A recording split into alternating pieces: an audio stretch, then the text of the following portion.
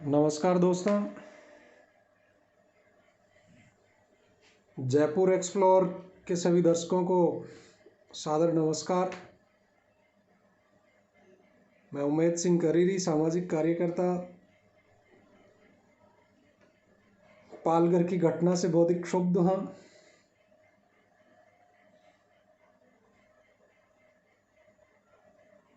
जिस तरीके से दो संतों का लोमहर्षक तरीके से हत्या की गई, वो प्रजातंत्र को शर्मसार करने वाला विषय है। प्रजातंत्र को शर्मसार करने वाली घटना है। आज़ादी के 72-73 वर्ष बाद भी अगर हम लोग इस व्यवस्था को नहीं बदल पाए तो ये दुर्भाग्यजनक है। बहुत सारे दोस्त कह रहे हैं कि फलां संप्रदाय के थे या फलां संप्रदाय के नहीं थे। दोस्तों, एक संप्रदाय ने तो इस कोरोना के चलते पूरे हिंदुस्तान को दिखाई दिया कि वो अपनी जान दे करके भी और इस देश को नुकसान पहुंचाने से नहीं हिचकिचाते हैं। आज देश के 23 स्टेट्स में इन तबलीगियों ने पूरे देश को कोरोना की इस भयावह स्थिति में झोंक कर रख दिया। दोस्तों, पालघर में जिन संतों का दुर्दांत तरीके से मर्डर हुआ है, सबसे पहले तो मैं उन दोनों संतों को और उनके वाहन चालक को हृदय की गहराइयों से श्रद्धांजलि अर्पित करता हूँ। ये कोई सामान्य घटना नहीं है। पालघर पिछले कई वर्षों से विवादित रहा है और उस विवाद की जड़ को अधिकतर राजनेता जानते हैं।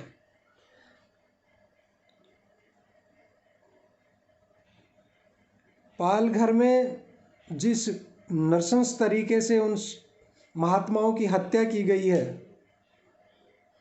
ये कोई अचानक हुआ घटनाक्रम नहीं है दोस्तों। ये एक पूर्व नियोजित घटना है। सनातन धर्म पर सीधा सीधा हमला है। मैं तो ये कहता हूँ, हमला उन साधुओं पे नहीं हुआ, उन संतों पे नहीं हुआ। हत्या उन साधुओं की और संतों की नहीं हुई है। सही मायने में प्रजातंत्र के सच्चे मूल्यों की हत्या हुई है। और यह हत्या कोई साधारण घटना नहीं है या कोई दुर्घटना नहीं है। यह हत्या निश्चित रूप से प्रायोजित है और इस सारी घटना को घटित करने के पीछे कौन लोग हैं, उन्हें सामने लाने की आवश्यकता है। दोषी जो 110 लोगों को पुलिस ने गिरफ्तार किया था, वो तो सिर्फ दिखते हैं, वो तो चेहरे थे उस घटना को कारित करने वाले।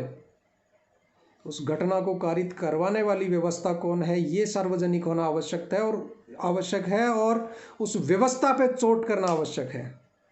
आप और मैं सब जानते हैं, सनातन संस्कृति को खंडित करने के हजारों वर्ष के षड्यंत्र आज भी आज़ादी के 72-73 साल बाद भी अनवरत जारी हैं। और ये घटना मैं दावे के साथ कह सकता हूँ, सनातन संस्कृति को खंडित करने वाली एक साजिश का शिकार है।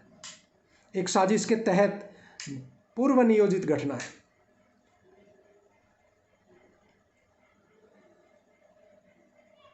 पालघर पिछले कई वर्षों से विवादों में है। उस घटना के समय वहां एनसीपी का एक पंचायत समिति सदस्य मौजूद था। खाकी पुलिस वाले जो बेचारे पूरे देश को आज कहीं ना कहीं संरक्षित करने के लिए सड़कों पे उतरे हैं, अपना घर परिवार छोड़ करके उन लोगों को संरक्षित कर रहे हैं। उस खाकी के इकबाल को कलंक लगा दिया वहां उपस्थित पुलिस वालों ने।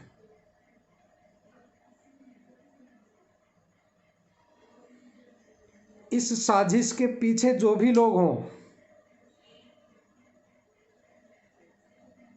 वो तो बेनकाब होने ही चाहिए। और जो व्यवस्था सनातन संस्कृति में जातियों को खंडन कर करके अलग अलग टुकड़ों में बांट करके और उन्हें सनातन संस्कृति के विपरीत खड़ा कर रही है और उन्हें इस तरीके की लोमहर्षक घटनाएं घटित करने के लिए मानसिक रूप से तैयार कर रही है, उन व्यवस्थाओं को चौपट करना, उन व्यवस्थाओं का विध्वंस करना अति आवश्यक है। जूना अखाड़ा के संतों ने आह्वान कर दिया है कि 3 मई के बाद में हम लोग महाराष्ट्र सरकार का घेराव करने जा रहे हैं। दोस्तों, ये विषय केवल जूना अखाड़ा का नहीं है। यह आघात केवल जूना अखाड़ा के संतों पर नहीं हुआ था, यह आघात सनातन संस्कृति के अस्तित्व पर हुआ है। और अगर हम लोग अब भी चुप बैठे रहे, और अगर हम लोग अब भी इन साजिशों को पहचान नहीं पाए, तो दुर्भाग्य से बहुत लंबे समय तक हम सनातन संस्कृति को संरक्षित नहीं कर पाएंगे।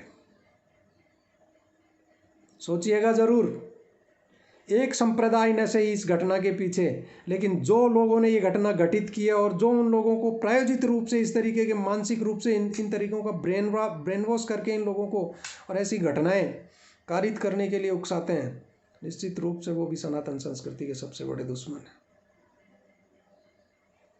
हर षड्यंत्र को समझकर उसका माकूल जवाब देने की जिम्मेदारी हर राष्ट्रवासी की है, आपकी है, मेरी है। ये विषय केवल संतों की हत्या का नहीं है, विषय सनातन संस्कृति पर हुए आघात का है।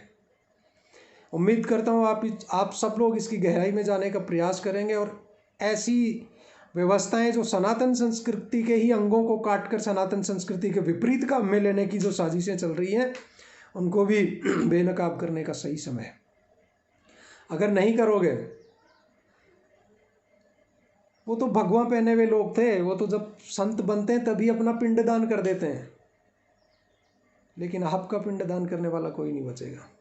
इसलिए सोचिए, समझिए और पालघर जैसी दुर्दांत घटनाओं पर अपने वक्तव्य पूरी ताकत के साथ जारी कीजिए। जहाँ ज़रूरत पड़े सनातन संस्कृति के ध्वजवाहक इन भगवाधारियों को, वहाँ सब लोग हम लोग चलने के लिए तैयार हैं। मैं व्यक्तिगत तौर पे आपको निवेदन करता हूँ, जहाँ कहीं भी इन भगवाधारियों का आह्वान होगा, मैं अपने तन मन धन से इनकी सेवा करने के लिए और इन साधुओं की, इन जो भगवाधारी साधुओं की हत्या हुई है, उनकी हत्या का प्रतिशोध लेने के लिए तैयार और तत्पर हूँ। आप सोचिएगा, क्या आप अपनी सनातन संस्कृति के संरक्षण के लिए अपने जीवन का एक भी पल दे सकते हैं? यही समय है। अगर नहीं सोचेंगे तो आप अपने धर्म के द्रोही होंगे।